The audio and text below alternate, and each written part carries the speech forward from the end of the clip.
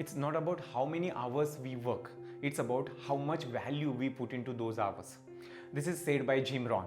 There is a lot of difference between how long we work and how much value we put into those hours. Or to put it simply, how much we get it done into those works, that 8 hours that we work for.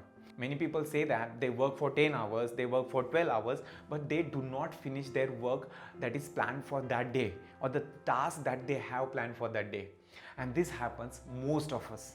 When I picked this book, What the Most Successful People Do Before Their Breakfast, written by Lara Vanderkam, I got the answers to most of my questions. This book inspired me to do the things that I thought very difficult to do, but I did those things in any way.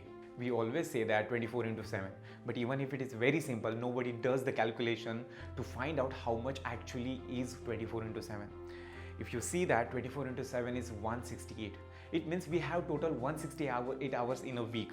And I was very curious how I spend those hours.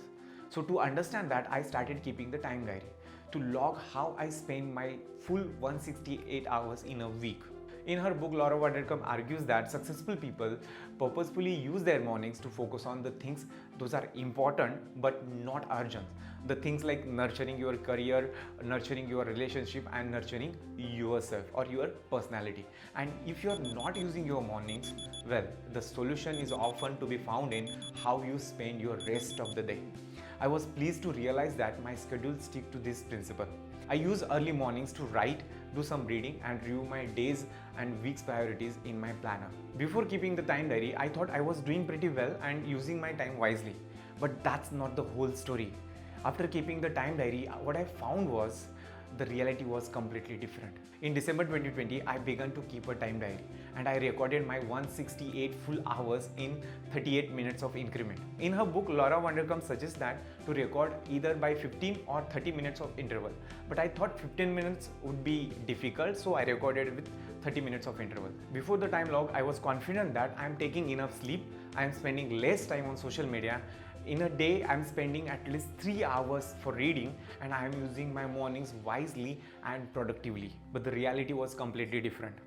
Generally, I need 7 hours of sleep. But looking at my time diary, I average only 6 hours of sleep every night. Whenever I felt tired later in the day, I thought the reason was something else.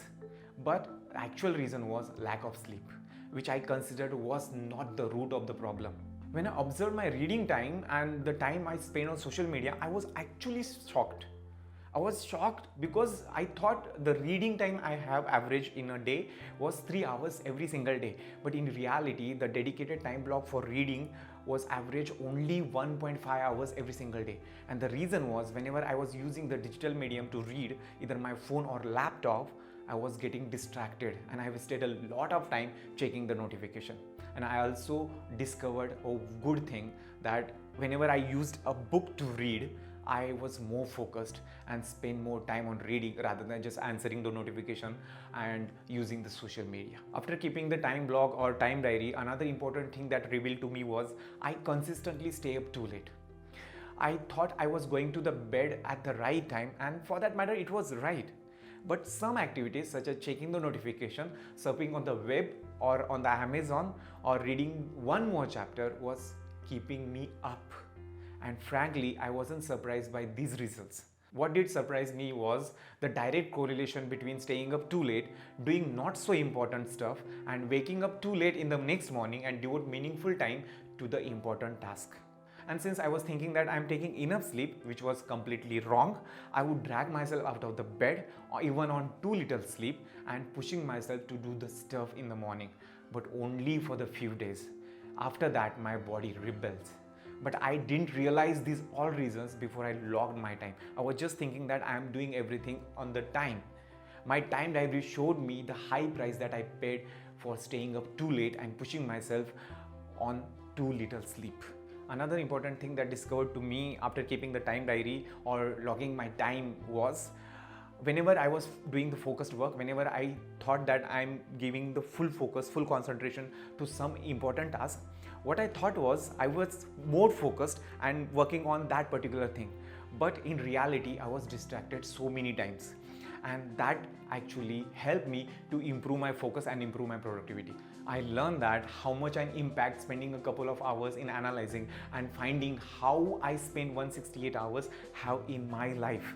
And not only that, I also learned that how much just knowing that how I spend my time helped me to manage and get the focus on what I am doing. These little things make a huge difference in my weekly productivity. They seem like small tweaks, but the impact of these tweaks is felt during every hours, every day in the form of energy and alertness and the mental productivity. So my purpose behind keeping the time diary was very simple.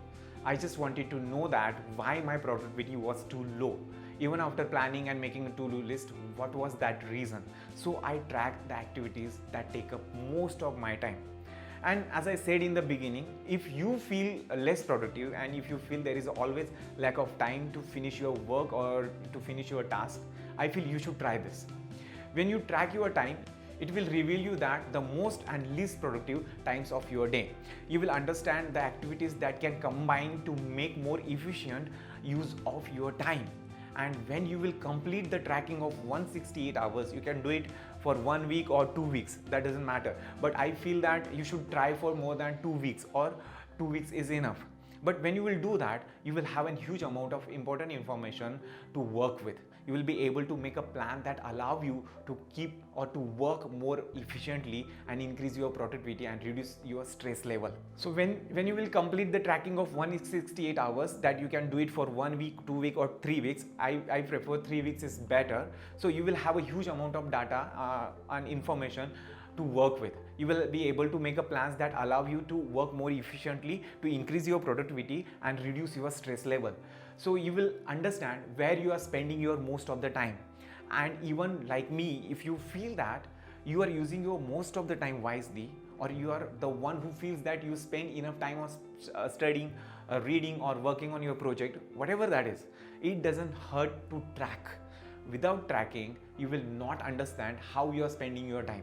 And keeping the time diary will always help you with the good feedback, and that will help you to understand how you are spending your time and what to do with the time that you are wasting with. So now, how you can keep the time diary? How to keep a time diary? Now, if you think recording yourself for every 30 minutes is too hard, believe me, it's not. I have done that for 3 weeks. All you need to do is note down when you start the task and when you finish it and what was that task. And you have to do that for 168 hours. Or if you want to do, or if you want to try, you can try it for 2 to 3 weeks, and that would help you, and that will have more data to analyze your time. You also need to record anything that you do on weekends. And this is very important, guys, because most often people end up working on the weekends to catch up on the job that should have been done on the weekdays. And many times we say that we do not have time. But you know what? In reality, you have plenty of time. And to know that, to have the information about what is the time that you have, you need to keep a time diary. It only takes a moment to note down when you start the activity and when the activity ends. And you will be only doing that for 7 days. Think of this way. A little efforts now can give you a huge rewards in the future. Complete the time diary as you go. Make sure you complete the time diary as you finish the task. The reason is, if you plan to finish your time diary at the end of the day, that won't help. Trying to think about what you did at the 7 in the morning or while having the coffee will not give you the correct data. Keeping the time diary is not very difficult, but if you try to write all the data in the evening or before going to the bed, you will not have the clear data, and the data you will have, that will have no use. So this is your call to action. If you think that you have always less time than you require and you don't finish your task on time, consider keeping a time diary. And to keep a time diary, you don't have to go to the market and buy the new one. Whatever you have, you can use that. You can use a simple diary, or you have always access to your phone. You can use that. You can use the Excel sheet as well. Just make sure that you record it. I have attached one reference file. You can go and download that and use it for yourself. When you download that file, you keep the day from Monday or whatever the day you pick, but just make sure that you record that activity for 168 hours. And what you have to do that after recording that, you have to analyze how you spend your time, on whatever the particular activity that you want to improve, or if you want to improve your productivity. So analyze your data, analyze what is the day of the time that you are more productive, what is the day of the time that you are less productive, and what is the day of the time that you are using your mobile phone or you are just wasting the time. So consider recording the time. That will help you to improve your time management skills, improve you to become more productive, and it will help you to be a better person. All the best. Thank you guys. Thanks for watching this video. If you like this video, please hit that like button and do not forget to share and subscribe for the new videos that will help you to build a strong mindset, develop a grit, and learn new things. Comment below what you think about keeping a time diary and recording your time. And also put your questions below in the comment box. Soon I'll be starting Q&A session where I'll answer most of your questions. Until next time, my friends, start today for better tomorrow and take action now and be visionary.